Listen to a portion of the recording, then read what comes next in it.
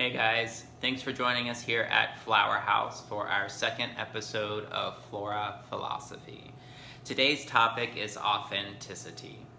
So, that can be a pretty dense topic and I could talk about that for half the day, but I'm going to try and keep it short and concise for you guys because my authentic self really loves to rant and ramble about how much I love flowers.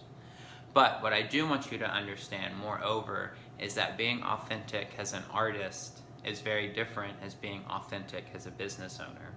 I also want to express and convey the importance of critical thinking and how that applies to discovering and implementing your interpretation of that authentic self. As you know, my background as a professional clown and aerialist has certainly influenced my life, in which case my current life is very much influencing my work as a small business owner and florist in a small community. Where that excels for me is finding a strength and comfort in vulnerability. My first stepping stone in becoming a professional circus artist was as a clown and attending a clown conservatory and really deconstructing how I perceived myself and how I interacted with the world around me in order to develop a persona or a character that was very satirical to my surroundings or my political and social views at the time. So, that being said, I have found a certain comfort in being vulnerable. And I feel that the moment in time when I opened this shop and we moved out of our private studio and we just put everything forward as a florist was a great moment of vulnerability. And that was a place where I had grown comfortable and very familiar. What's different for me now as we're going into our second year of having this space is appreciating and understanding the authentic self. And that is very different because for me that is a step beyond being vulnerable. Being authentic is allowing yourself the time and energy to embrace critical thinking and to reflect on the choices that you've made, the instincts that you've had, and the relationships that you've developed over time. And for me as a small business owner here in a small community, that is very different than what might be considered authentic for me as an artist. However, individually, I do strive to continue finding my authentic self through all of the roles that I have taken on for this project so that I can find unity within myself in order to ensure that the business I have and that the art that I'm producing and creating, as well as my relationship to all of those things within my community, are genuinely me and myself.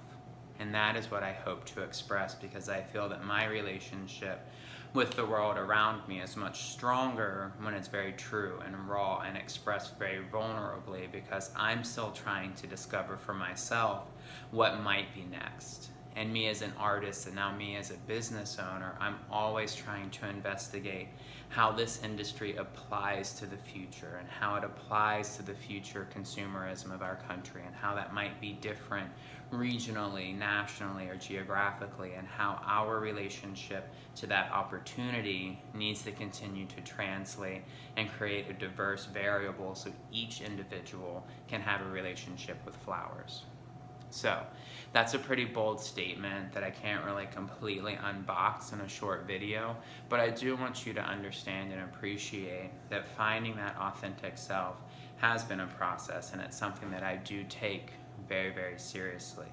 How that applies to the industry is the simple fact that every single material that I work with is a living material. It alone has its own genuine self. It is alive. It has been interacting with human hands being passed over from the farmer, distributors, couriers, from A to B. It has gone through its own journey to arrive at this moment. And me, myself, as the artist, am taking one swift cut. And in that moment, if I'm not present and feeling my authentic self, putting that into the work, then the genuine reflection of my work is going to be different because I would not have embraced what that flower brings to the design. So working with impermanence and really embracing authenticity has allowed me a comfort in being vulnerable and taking a step back to that part of my past and allowing my design to evolve and to evoke whatever may come of that moment in time. It is my responsibility as a contracted artist to implement often another person's vision. This is where critical thinking as a small business owner has also had a strong influence on how I behave and interact within my community and my business. That is something that I want everyone to really listen to and to really hear, because being my authentic self within a relationship to you as the consumer has been significantly impactful in the success of my business. This is something that is not typically seen in the majority of current flower shops within our country. Also, many of those shops, unfortunately, are having a very difficult time staying afloat, and more are closing or moving to private studios. So I find my success in a small community that shares this territory with another flower shop that works in a very different way, responsible to explore this dialogue more and more.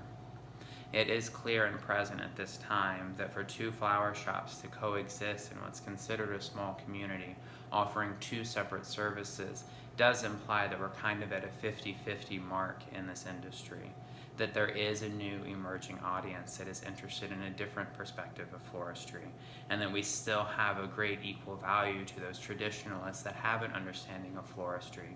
So what I want to do in my authentic self is to find and define what might be the future of floristry, and how flower shops can exist successfully, independently, without the dependence of wire services, without those networks that are imposing so much infringement on our actual ability to function and to remain strong and positive within our work. That is stifling the actual power of the artistry, which is starting to decline the perception of floristry, which could be devastating for this industry. So, for me to be my authentic self, I do subscribe to critical thinking as an artist and as a small business owner. Your feedback is critical to my understanding how my artistry applies not only to its work, but to my community. So my being vulnerable and being comfortable in that moment allows me to interpret your relationship with my work in order to have a better understanding of how my designs influence the community around me, which is the same community that I am asking to support me in finding more of myself. So that is the synergy of art alone. Applying that to my business and to myself as an artist is critical. And that is my perspective of authenticity and discovering the authentic self and being genuine in expressing that self day after day, and more importantly, allowing that self to grow and evolve with the community around me. I just certainly hope that my influence within that community allows us all a little bit more space to find that liberty and freedom of self-expression. Thanks, guys.